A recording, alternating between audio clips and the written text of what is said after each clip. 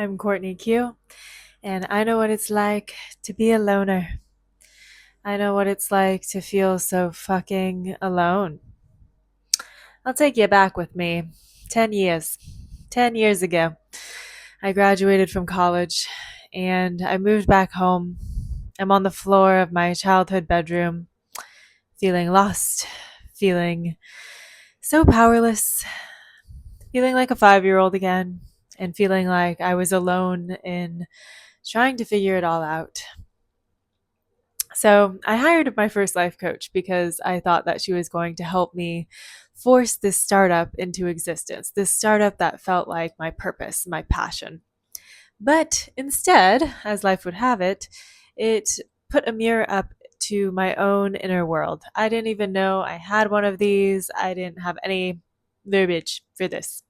Um, and combined with the fact that I had moved back to the root of my patterns, of my traumas, there was nowhere for me to go. There was nowhere for me to hide. The running was over. I had to face it head on. And this was actually very special for me and very pivotal because then it set me on a journey for the next 10 years of pouring into all of the different therapy and coaching and self help and daily yoga and meditation practice, improv, all these different things to get curious about learning about myself. At first, it started from a place of really just needing to survive, really needing to change my circumstances because of my CPTSD symptoms and all that, it was having an impact in every single area of my life. I was debilitated at work. I was attracting really awful relationships. And I was just riddled with constant anxiety and depression. And so there was a little hope, yes, in the back of my head that maybe if I go deep into my own suffering, but also into my own potential, because that's what I realized that coaching is this study of human potential. And that really excited me that perhaps someday I could make this mean something more than just for myself. And so hopefully we have done that. Hopefully we are on our way. We are doing that now. But I didn't know that at the time. And about 5 years into the journey, things started to change for me.